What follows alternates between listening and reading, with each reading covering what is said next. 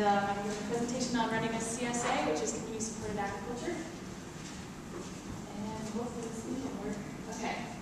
This is an overview of what I'm going to talk about. I'm going to introduce our farm, talk a bit about farming in Utah, since I'm probably the only one from Utah here, and so I'll give you some info on that. Then go to what is a CSA, goals of the CSA, the USU student farm, our CSA, and then some different parts of having a CSA, including a production plan, involving the members, and then just some important considerations. So, just as an introduction, the USU Student Organic Farm began in the spring of 2008. Professor Jennifer Reed and Dr. Dan Drost wanted to have a farm that, as the mission statement reads, provides a hands-on student laboratory for learning best practices in organic farming and gardening. So basically it's for students to run a farm and have the experience of farming without the risks of actually going into business to do it. Our personal farm produces organic vegetables and herbs. This is us, Logan, Utah. We are located 1 mile north of our campus. We take about 1.045 acres of land. Of that 1.045, the 0.045 part is our hoop houses. We have two 14 by 70 foot hoop houses that allow for season extension. This is a picture of the yellow one, and I think this is early when it was being built. Here's again another shot of it being built, and then we also have a greenhouse, which is just on the right side. I don't have a laser pointer, but it's right there. It's where this greenhouse is. And as you can see from this shot, this picture was taken in late April, and it allows us to have lettuce pretty early, where in the field we really can't plant lettuce until May, so that's our hoop houses. We also are on 1 acre of land. We only farm half of the acre for a season because the other half is in a cover crop. We have a rotation where during the winter we have winter wheat and hairy vetch, and then the next season we have vegetables, and then after that again winter wheat and hairy vetch, and then in the summer we have cotton. So that's kind of the cover crop rotation that we do for keeping soil fertile. Then here's just a shot of our cover crop. This is it's being cut down and trimmed for the next cover crop, and then we were farming over here. And here's another shot of us farming, and the cover crop's just been seeded. We are organic. We were certified organic in the fall of 2011. And just as an intro, for revenue we get money through our CSA shares and through produce sales. And we sell on the roadside, just people stop by and buy vegetables from us, and on a campus stand, and then Pumpkin Day, which is at the end of the season, where we sell pumpkins to the community. Just on the workforce, we have student interns during the summer, but a lot of the work that goes into it during the fall and spring is from our classes, and those are volunteers, or classes and from volunteers. Those include students, community, and people who need to do service or community hours. We do have 2 classes that work on the farm, taught by Dr. Jennifer Reed, one of the kind of founders of the farm. These include plant soils and climate 4900 and 2800. The student farm practicum starts in the spring, and this class comes together, and this is kind of where we determine where our interns come from, because these students put in the work to plan and prepare for the farm through the spring, and then we choose interns from them to work during the summer. And then the class continues through the summer so that people can take credit and still work on the farm even if they're not interns. And then in the fall, they help us with cleanup and with the ending farming stuff. And then fundamentals of organic farming is also an important class, just to give people the organic background, because that's a big part of who we are. And then the interns, we really try to be student run. We don't have a manager who's staff. The managers are actually 2 students who were interns the previous summer. So they have a season, after a season of experience, they're experienced enough that they become the managers for another season. So 2 of those students from the year before become managers, and the two, they work as a CSA manager and plant production manager. The CSA manager is kind of the PR and also kind of keeps tracks of budgeting and makes sure the CSA members are happy. We have a graduate student who's available for advice. Again, he's not actually working on the farm.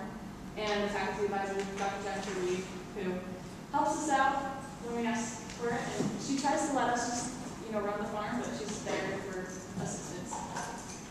Okay, so now on to farming in Utah. We have an interesting climate. We're just saying that if you don't like the weather, just wait 5 minutes. It just changes real quick, especially in the spring.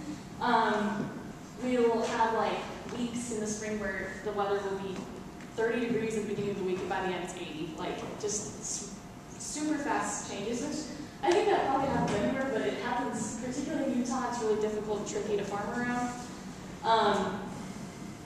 Variable springs, as it says, and then we have hot and dry summers, so this leads to having us have a short growing season. Just to give you an idea, average highs and average lows, but again, these are averages. April can get up to 58, 36, sometimes even, colder, still pretty frozen in April sometimes. And then September, it can just get real cold real quick. And then here's some more, and then I was just comparing with Appleton because I was curious. Looks like our last spring freeze is about the same, but our last spring freezes have been kind of vastly different. Ours has been like 2 weeks ahead. And it's true, sometimes our springs barely even happen. It just seems like winter then summer, and so we never really have that in-between period. So that can be really hard to work with. So considerations, climate, season, water. We are kind of a desert. We're the north side of the desert, but we can still have issues with water. We have very calcareous soils, very high pH, so that can limit phosphorus and different elements of nutrition in the soil. The soil naturally has low organic matter, and it's mellow, it's silicone. So responding to those constraints, you have to be really careful with our seed purchase and look for short days to maturity, short season varieties. Watching water requirements and pH requirements, like we just can't do blueberries, there's just no way. Tilling when it's dry, that can be an issue in the spring. And so we have an early season extension for our root houses, as I talked about, and a cover crop for soil organic matter. And I just love this shot because it shows such a contrast. Cammy's in there tilling. This was just in the beginning of March. We have our cover crop inside the root house, but outside, as you can see, it's like frozen. Whoa, what happened? Come back. I don't know what happened. Oh, there it is. I don't know why that won't exist. So yeah, that big part of season extension so that it's dry and growable inside the root houses. Okay, so now on to the meat of this medicine. What is a CSA? Probably a lot of you have heard of it before, but it's community supported agriculture. Community members pay in advance for a share of produce so that they get vegetables every week or every 2 weeks, just depends on what the farmer decides. We do it every week. There's a vegetable pickup designated. And the thing about CSAs, members share the risks and the benefits of weather and crop failure. So if they're kind of like signing an agreement when they go into it that even if all your vegetables fail, we'll still give you all this money.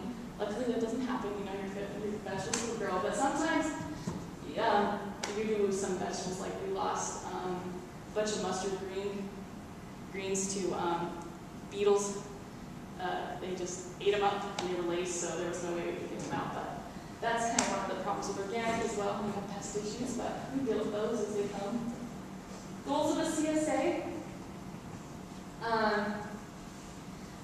We feel like the CSA strives to fuse the three elements of sustainability together. It does a good job of doing that. It looks at environmental issues to make sure it's environmentally safe, economically viable, and socially responsible. Some ways the CSA does that is, from the environmental side, it's local, so it drastically decreases the amount of travel that the vegetables have to go through. So it decreases that carbon footprint there. It's non-polluting because, again, the same thing, and also kind of with our system, we don't have to use as many machines because it's smaller. Biodiversity, instead of like monocropping, we've got tons of varieties, so that's really good for the environment, for the animals, and just the overall ecosystem. Economically viable, and it's great to grow stuff, but if you don't have money that keeps coming in, there's no way you can keep going. So, and this is really important for small growers, because it's really difficult, all the competition with larger farms. So this gives them a guaranteed market and an upfront cash supply, and kind of improves the feasibility of having a farm, because you have the money to grow the crops and continuous customers each year. So that's why CSAs are really important for small growers. And then finally, it's socially responsible for sustainability. It benefits the community through having that smaller grouping of farmers and that understanding between the farm and community. Whereas, in comparison to the supermarket, where you really don't know the grower and it travels so far, it's just so much more closely knit, and improves the economy, I feel like, because there's that human relation. Sustainability gives us a chance for sustainable education, especially when it's through the university. This is us at a Health Expo fair, just telling people about local food and what we have to offer, and gives us the chance to go over that sustainability kind of education. Another way we're kind of socially responsible is allowing people to come out there and get to know the farm themselves, connect to the land through production. And then we have a newsletter that allows for outreach. And finally, quality produce is a goal of CSA. Delicious fresh vegetables harvested that day allows for tasty nutrition that you just really can't get from like a supermarket.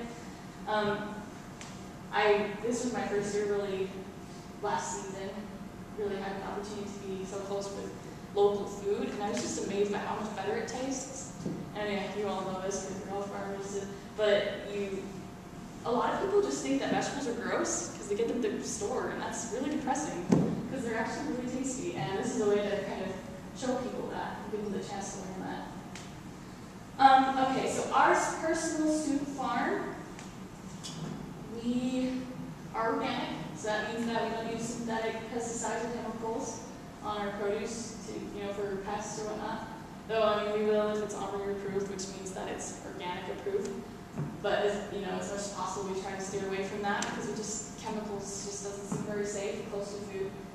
And then we have compost, which we only compost the cover crop side because we don't want to get the compost too close to the food, because we do use manure. Even though we let it cook, we just for food safety's sake, we try to keep it away from the food.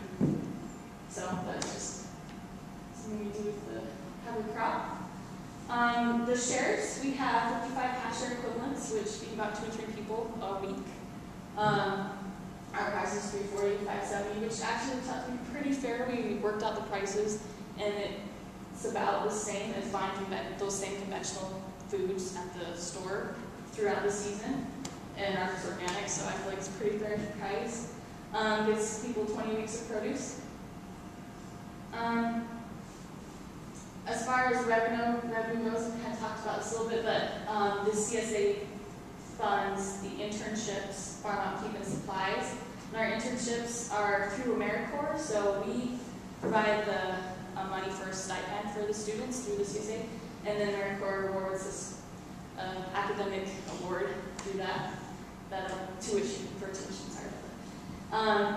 And so there's 2 positions available with AmeriCorps. One position is the 675, where a person stays all the way into the fall, and then the other 5-ish interns get the 450 hour for the summer. And then here's just a shot of the shares from 2010. They were actually a lot bigger this last year. Unfortunately, we didn't really get pictures of them. But this kind of shows you how they grow throughout the season. The shares at the beginning are a little bit smaller, and that's important to let the CSA members know, because sometimes they don't realize that it has to go with the season. And we're growing what we can with the season. So at first it's going to be greens, and then it's going to get bigger and more fruitful. And I just want to show you a bit on that, the CSA produce.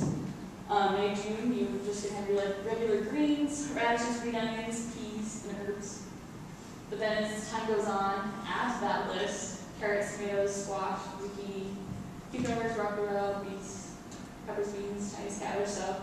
And then even more fruitful, because we pretty much continue growing each of these things throughout. And then as the vegetables are available, the shares just get bigger and bigger. Beans, cantaloupe, corn, eggplant, potatoes, some squash, watermelon coming August, September. And then in October, we have pumpkins and winter squash. Just real quick on that, our CSA runs from May to the end of September, and then the first week or so of October, we have a You Pick Pumpkin Day where the CSA members community can come out. So that's when the pumpkins come in. So now on to the fun stuff, the production plan. This is a really important step in running a CSA, is having successive planting. Planning to have a continuous supply of vegetables, and in order to do that, you have to have a solid planting plan. You have to know beforehand, and that's why we spend so much time in the spring semester planning for, is just making sure that we have a timely seeding. And then it's also really important to have a timely harvest, encouraging continuous plant growth, because even if it's not on the schedule to have lettuce that week or whatever, for the CSA, if it's ready, you cut it, because otherwise the plant just folds. And so sometimes you have to be flexible, but even with the plan, you have to be flexible if something's ready before or after. So just a little bit on the plan. Oh, oops, I'll come back to that. This is how we come up with the plan. We label 1, 2, 3. This is in our hoop houses, so we have these succession areas, these rows. In the middle succession, for example, we plan the succession seeding dates and harvesting dates based on when we need to harvest them. So if we need to harvest on April 1st, we give it about a month before that to grow. So we need to plan on transplanting on March 1st.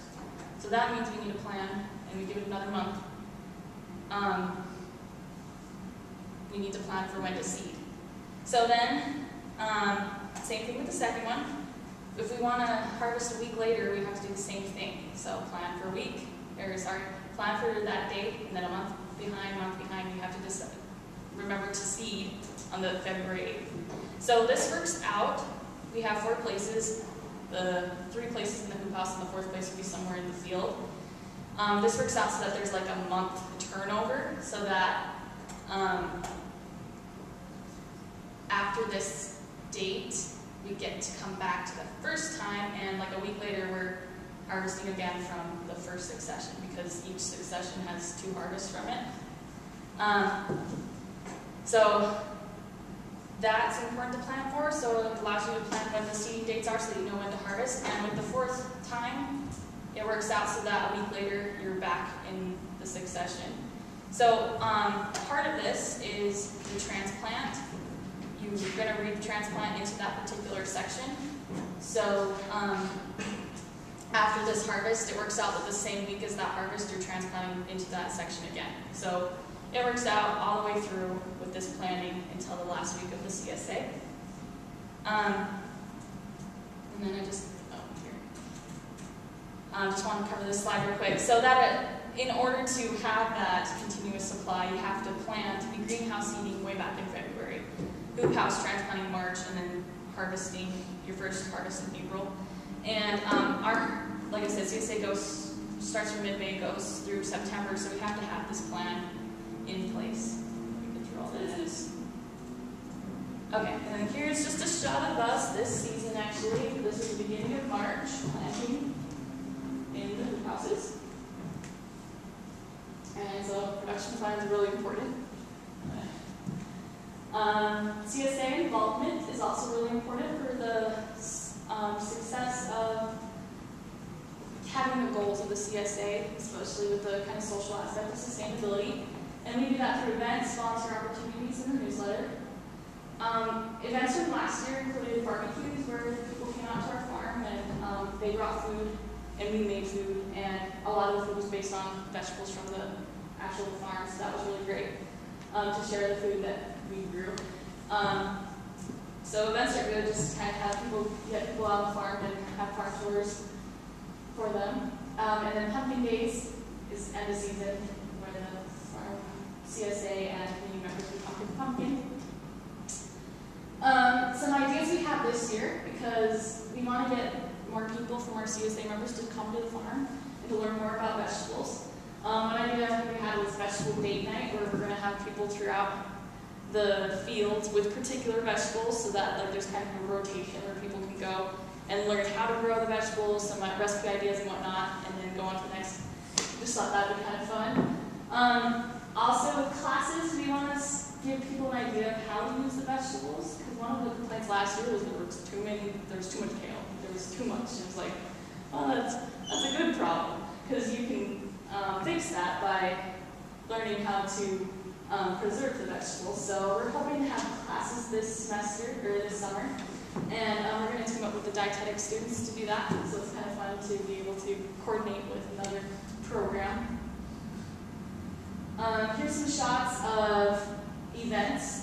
These two are from Pumpkin Days, where this band came, and what it is we have an Aggie bike program, because we're Aggies, and it's a bike that's hooked up to the electricity. So in order for the sound to keep going, someone has to bike. So that was kind of fun to bring out there, just as a sustainability thing. So the band was singing with that. And then this is a shot of the roadside stand from a couple years ago. And just kind of showing people being happy around vegetables and hard work, social thing. Okay, volunteering can be a struggle for many CSAs to get your members to come out there, but a big part of having a CSA is getting people to know directly where their food comes from. So some of our solutions for that has been to have work parties where we have like a specific thing we're trying to get done, like come out and we're planting garlic this week. And we do that through listserv email, which is just people sign up to be on our email list. We make sure to have our hours posted and consistent. We have a Facebook page. And then we have service learning and different classes that need hours to volunteer, so we give them that opportunity, or feel bad to take them in and have them leave. And then the newsletter allows us to connect with the CSA members, give them ideas of how to use their vegetables, recipe ideas, gardening tips. We also give them vegetable education. Currently we give it to them twice. And history of the featured vegetables, so it just gives an opportunity for us to really just outreach, give information to the CSA members. A lot of CSAs do this, or they have a newsletter every week, and this is just a great way to just show people different parts of the farming. We have, this is just a sample one from last year when we were talking about kohlrabi, which is really strange, wonderful vegetable.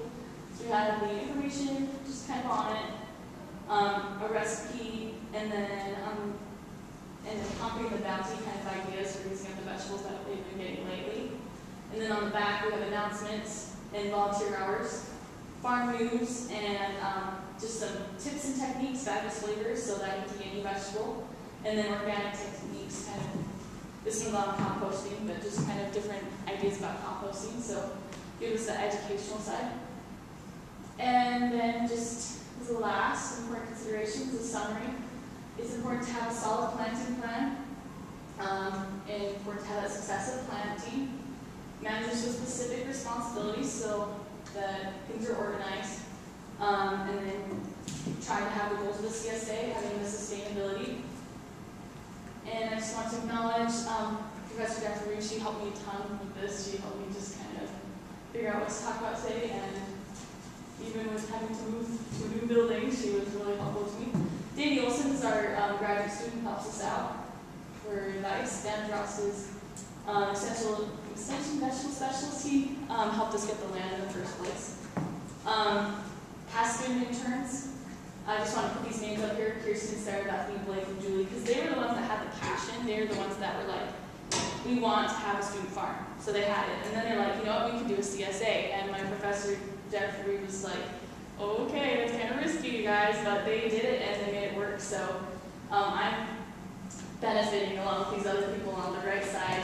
We are the generations of interns that get to work there because these people have the passion to make through and make a CSA. So that is my slide. So I would love some questions. Do you have any type of irrigation system set up in your house trying to grow water? Okay, with the hoop houses, we have, last year we used a drip system, so just a couple, like 3 hoses going through, and we watered them every day during the summer. So that's that. Who pays for water?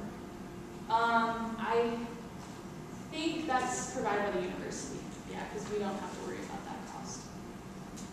Any other questions? How did you initially generate interest in these things in the music? Let's see. I think I wasn't there that year, so I assume that likely we have to do this year. Just a lot of advertising, getting out to people, putting posters up, flyers up, help getting, just by word of mouth a lot. I feel like a lot of people, it's like friends of the interns were like, I want to do this, so that's how we do that. Do you see mostly return customers every year? I think maybe half of them were returned from last year, so there's a lot of new ones as well. How many shares are there in the farm? 55 half share equivalents. So we have some full shares, but it works out to be 55. How long did you say that you had the farm, and how long was it before you got your organic certification? How long did that process take? It took us, well, they started the farm in 2008, and then we got it in 2011. So about 3 years. And yeah, it's 3 years of record keeping and organic method adherence. So that was all things that you had to provide for them? Like, was that really difficult to get that certification? I think once he got up, when he came, it wasn't too hard because we'd done everything, but it is really difficult to get it. There's a lot of just little nitpicky things, like he wasn't happy about the straw that we've been putting on for compost on our strawberries, and like he said that we had to have an organic source. I'm not sure why. I guess ours wasn't organic enough or something. So just little things like that almost cost us it, but he still gave it to us. You also can't be within certain miles of non-organic food as well. Yeah, we have actually like a buffer, like you have to have 30 feet from the road, and then we have like a wildflower strip just to keep that kind of buffer. So yeah, there are different organic methods that we have to adhere to. Sorry, yeah. I know I've been part of different groups that have considered doing CSAs, and kind of the reason that we never did it in certain communities is because we found a couple of rules very kind of totalitarian and very difficult to adhere to for smaller communities. Do you think that what's your opinion on that? Do you think that a CSA farm is something that a small farmer could do, or maybe a small community farm? So you were having troubles with like the CSA, or like were there rules in place for CSAs, or was it more like a social? A little bit of both. I mean, it was difficult trying to get like their organic certification. Oh, and organic. Kind of operating within the structure, I guess. So are you asking? So is it difficult for like a small farm to be organic? And I feel like it's a bunch of record keeping, and just as long as you're consistent with it, I feel like it's not that bad. It's just a bunch of rules that you just have to adhere to. So I mean, I assume that a small farmer could do it because I don't see it as being that over, or it's not that hard, but it's definitely a lot that you have to do to have the certification. Yes? I can answer a little bit to that question. We have 2 acres of our house on the 4th of an acre, and we have what we use, I think, half an acre to grow on. But we have a small CSA, and we have 12 shares, and it's mostly professors at a university. So, I mean, we don't have the organic certification, but we are able to maintain the CSA. So, it's possible. Yeah, because you don't need to be organic to run the CSA, but it's kind of nice to be able to say that you're trying to be sustainable in that way, because that's kind of part of the local food movement, I feel like. So there's a question over here that I haven't answered yet. Yeah, how many hours a week are your members expected to work, or do they work on the farm at all? The CSA members? Yeah. We've never really come up with a number for that. That might be a good way to get more people involved. It's more like come out and help us out. And some people do. Like we've had some members that have been golden who come out like every week, give us like 2 hours of their time. But yeah, we've never really specified what we like from them. But that's a good idea. So yeah, I guess my other question was, have you ever considered charging members less, but like requiring them to work a certain number of hours? We have thought about that a bit, though it's kind of hard because we have to match the AmeriCorps price, and if we don't, then we don't have that, enough interns, so it's just a balance. Question? Are you competing with other CSAs in Lincoln, or are you guys?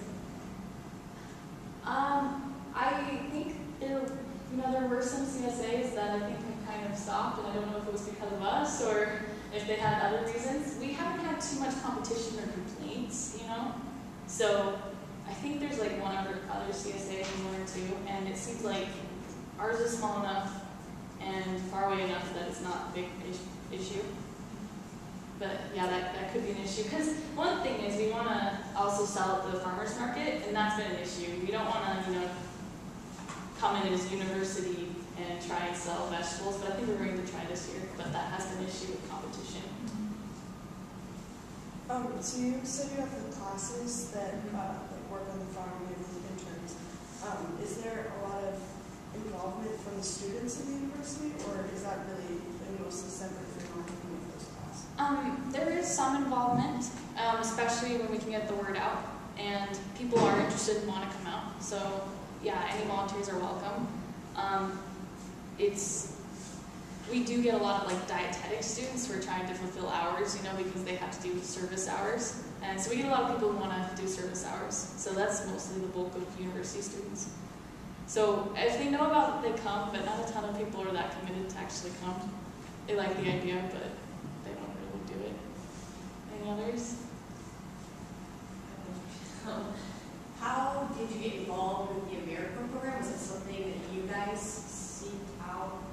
Yes. I wasn't involved because that was back in 2010, or 2009, because I think they decided to have a CSA so that they could fund labor, because the first year was really difficult because it's really hard to run something with volunteers when there's no one really there being paid.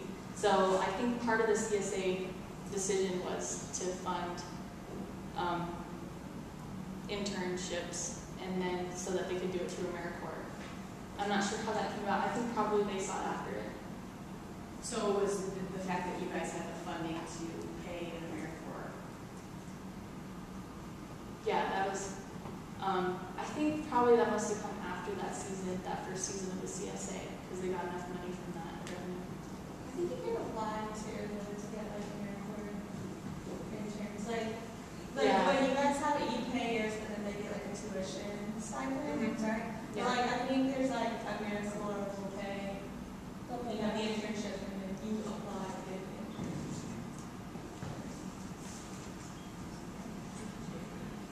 Do you guys have access to greenhouses then? Is that what you're saying? Yes, we do. Are they on campus or by CSA? Campus, it's like about half mile north of campus are the greenhouses, and we have a room in there, and then a half mile up is where we are. So there's a bit of commute between that, but not huge. Yeah, so we do have access to greenhouses. What is the future of your CSA? Like, do you intend to expand, or maybe looking at other sustainable?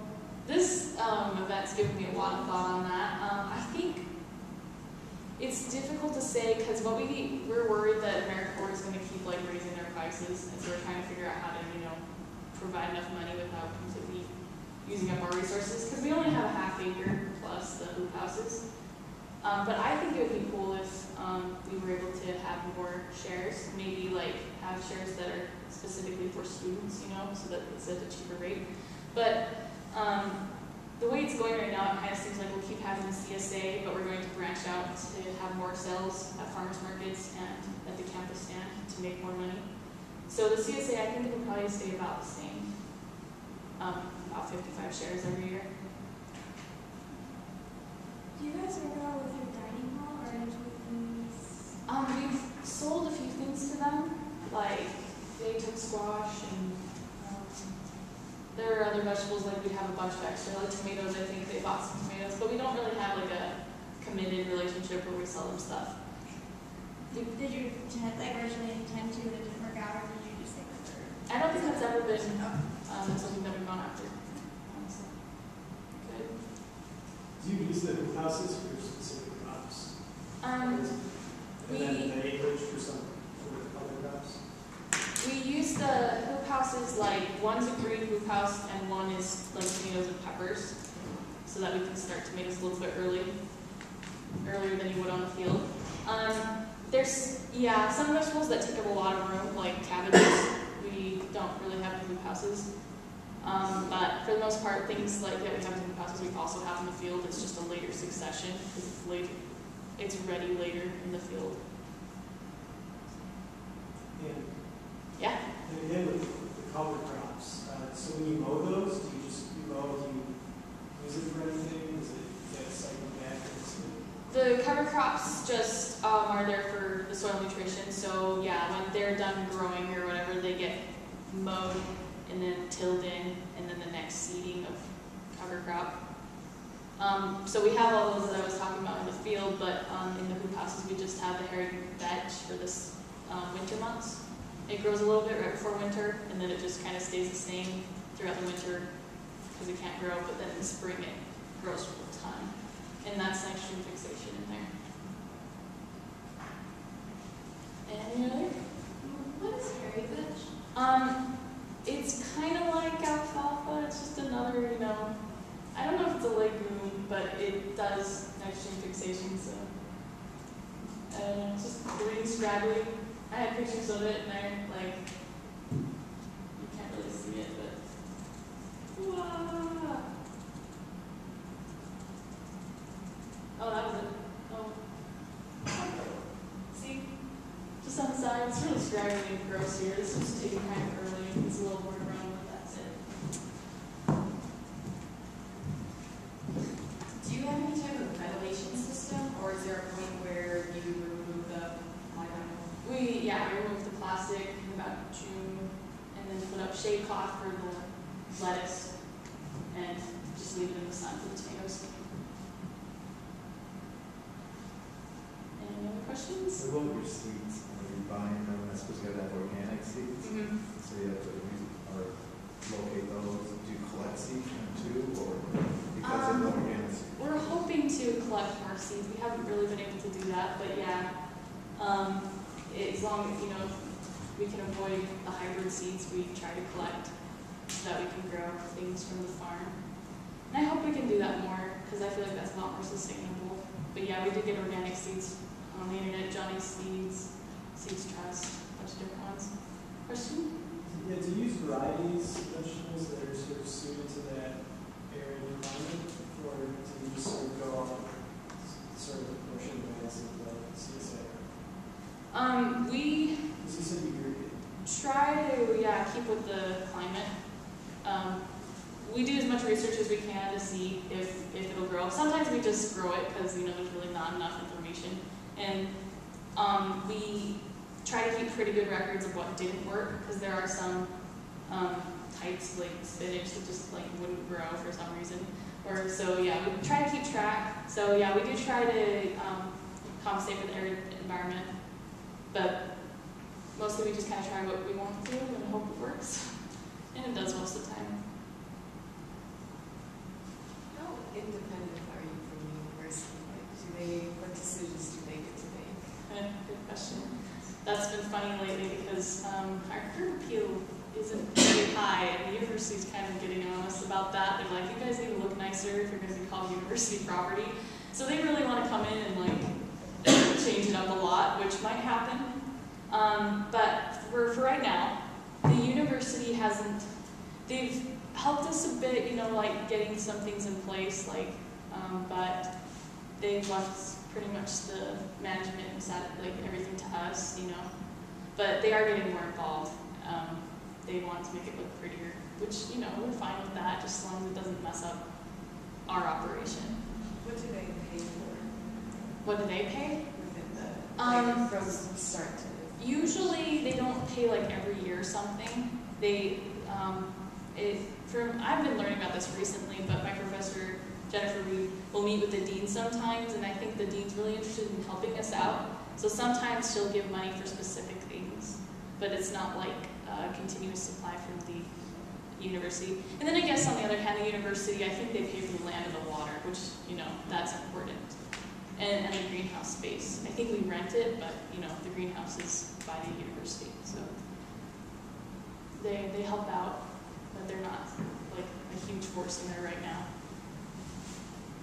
What program are you enrolled in to be part of that, to be an internship? Like what degree are you in? I'm personally a soil science major, but it's more about you know, how committed you are during the spring class. Sure.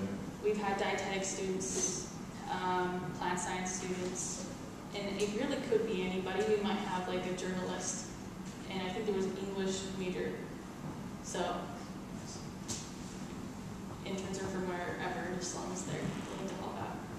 Do you do anything to acidify your soil since it's such a high pH? That's a good question. I think for the most part, we just deal with it. You know, we'll put like compost in to try and get more nutrients in there, but we don't really try to change the pH much. We just kind of deal with it and plant what we can.